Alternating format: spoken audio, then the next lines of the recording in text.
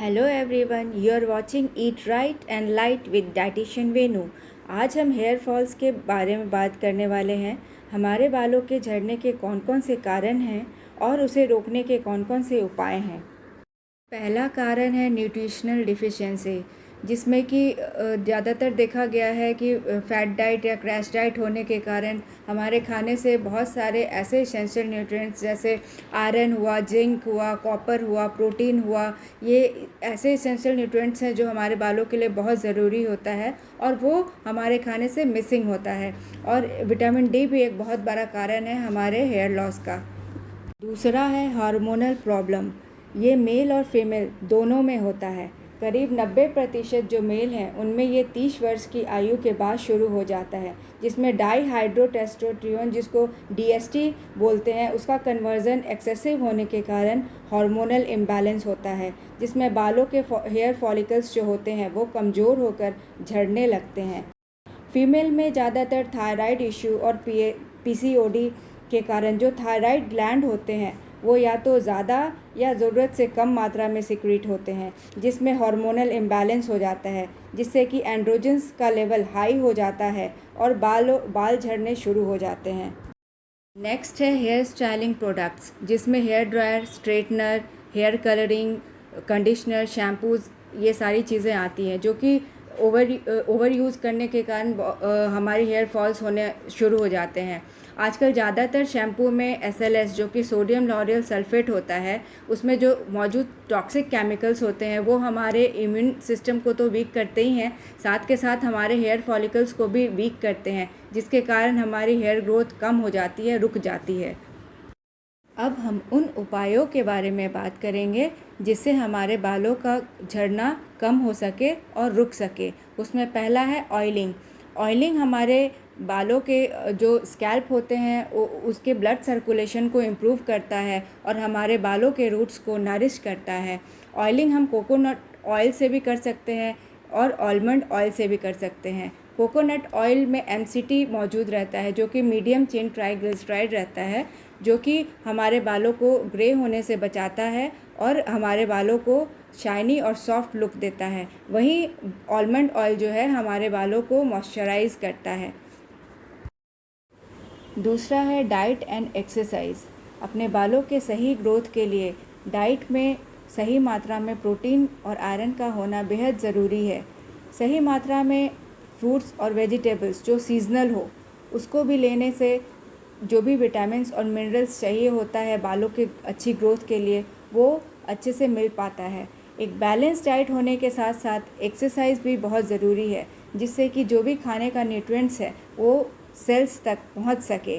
उसके साथ साथ कुछ योगा और मेडिटेशंस भी होते हैं, जिससे कि बालों की ग्रोथ में बहुत अच्छा ग्रोथ होता है और बालों का रुकना भी बंद हो जाता है। उसमें से कुछ आसनास हैं, सर्वांग आसन, त्रिकोण आसन, हस्त पादासन और कुछ इन्वर्ट आसन ऐसे होते हैं जो कि बालों के ग्रोथ के लिए बहुत ही ज़्यादा अच्छा और इफ़ेक्टिव होता है। कुछ फूड्स ऐसे होते हैं जो हेल्दी हेयर के लिए बहुत ज़रूरी होते हैं और उनको अपने डाइट में ज़रूर शामिल करना चाहिए, जिसमें से पहला है स्पिनच। स्पिनच में आयरन के साथ साथ अदर विटामिन्स भी होते हैं, जैसे विटामिन सी, विटामिन ई। इसके साथ साथ सीबम भी होता है, जो कि एक नेचुरल कंडीशनर होता है, तो उसको भी अपने डाइट में ज़रूर शामिल करना चाहिए, जिससे कि हमारे बाल सुंदर और शाइनी और मजबूत हो सके। इसके बाद एग जो है एक कंप्लीट प्रोटीन होता है। उसके साथ एग में जो है कैरेटिन प्रोटीन 68% होता है, जो कि डैमेज हेयर को रिपेयर करने में काफ़ी हेल्पफुल होता है और उसमें बायोटिन प्रेजेंट रहता है, जो कि एक हेल्दी हेयर ग्रोथ के लिए काफ़ी अच्छा माना जाता है। फ्रूट्स जितने भी आते हैं सीजनल सिट्रस फ्रूट्स, उसमें विटामिन सी रहता है, इसलिए उसको अपने डाइट में ज़रूर शामिल करना चाहिए। विटामिन सी जो है वो हमारे बालों के टूटने से बचाता है और जितने भी फंगल ग्रोथ होते हैं जो हमारे स्कैल्प में होते हैं, जिसके कारण काफ़ी डैंड्रफ हो जाता है और हेयर फॉल्स होने लगते हैं, तो उसको भी काफ़ी हद तक वो रोकता है। इसके बाद स्वीट पोटैटो में बीटा कैरोटीन प्रेजेंट रहता है, बीटा कैरोटीन जो भी जितने भी जो ड्राइनेस है, हेयर के ड्राइनेस है या डल हेयर है, उसको रिपेयर करता है, उसको सॉफ्ट और सिल्की बनाता है। और बीटा कैरोटीन जो है वो हमारे स्कैल्प के ग्लैंड को स्टिमुलेट करता है, जिससे कि सीबम प्रोड्यूस हो सके, जो कि एक नेचुरल ऑयली फ्लूइड होता है, जो कि हमारे बालों को ड्राइनेस से बचाता है। इसके बाद नेक्स्ट है, बालों को ज़्यादा गर्म पानी से वॉश नहीं करना चाहिए।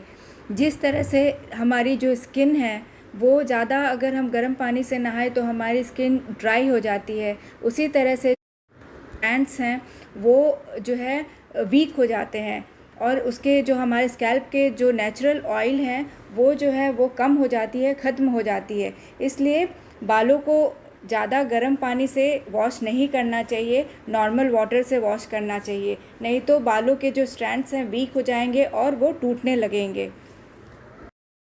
इसके बाद मोस्ट इम्पॉर्टेंट, स्ट्रेस से हमारे बाल बहुत ज़्यादा झड़ने लगते हैं, हमारी हेयर ग्रोथ जो है वो रुक जाती है। स्ट्रेस जो है बहुत सारे हेल्थ प्रॉब्लम्स का बहुत बड़ा कारण है, इसलिए स्ट्रेस को हमें जितना हो सके हमसे दूर रखना चाहिए। ये स्ट्रेस को कैसे मैनेज किया जाए वो बहुत ज़्यादा इम्पॉर्टेंट है। स्ट्रेस की वजह से जो है प्री मैच्योर ग्रेइंग जो होता है बालों में वो होना शुरू हो जाता है, और हमारी हेयर ग्रोथ रुक जाती है, हेयर फॉल्स होने लगते हैं। इसलिए हमें अपने लाइफस्टाइल में मेडिटेशन और योगा एक अच्छा स्ट्रेस बस्टर माना जाता है, और हमारे स्ट्रेस को काफ़ी हद तक कम करता है। इसके बाद अब हम बात करते हैं डोंट्स के बारे में, जो कि हमें ध्यान रखना चाहिए और उन सब चीज़ों से दूर रहना चाहिए। तो उसमें से पहला है हेयर ड्रायर। हेयर ड्रायर जब बहुत ज़्यादा ज़रूरी हो तभी हमें यूज़ करना चाहिए, अदरवाइज़ जब भी हम बाल वॉश करें, अपने बाल को धोएं, तो हमें उसे सूखने देना चाहिए। दूसरा है, ज़्यादा गर्म पानी से हमें हेयर वॉश नहीं करना चाहिए, अदरवाइज़ हमारे हेयर फॉलिकल्स जो हैं वो कमज़ोर हो जाते हैं, वो वीक हो जाते हैं और टूटने लगते हैं। तीसरा है हेयर स्ट्रेटनर से भी बहुत ज़्यादा जो है हमारे हेयर बहुत ज़्यादा वीक हो जाते हैं, बहुत कमज़ोर हो जाते हैं और ड्राई हो जाते हैं, जिससे कि बहुत ज़्यादा हेयर जो है वो टूटने लगते हैं और झड़ने लगते हैं। इसके बाद जो है शैम्पू जो है हमें बहुत ज़्यादा ओवर यूज़ नहीं करना चाहिए, हमें कोशिश करना चाहिए वंस और ट्वाइस इन अ वीक हम उसको यूज़ करें, क्योंकि आजकल शैम्पू में बहुत ज़्यादा केमिकल्स होते हैं, जो जितना ज़्यादा हम शैम्पू करेंगे उतना ज़्यादा हमारे स्कैल्प जो है वो केमिकल्स के कांटेक्ट में आएगा और हमारे हेयर फॉल्स होने का एक बहुत बड़ा कारण बनेगा। इसके बाद जो है हमें हमेशा जो भी हेयर ब्रश करते हैं वो हेयर वॉश करने के बाद एकदम से नहीं करना चाहिए, बालों को जब अच्छे से सूख जाए तब उसमें हेयर ब्रश करना चाहिए। वीडियो पसंद आया होगा और आपके लिए ये वीडियो यूज़फुल और हेल्पफुल हो। अगर आपको ये वीडियो अच्छा लगा तो आप इसे लाइक और सब्सक्राइब करना ना भूलें, और and keep sharing. Stay happy, stay healthy, bye bye.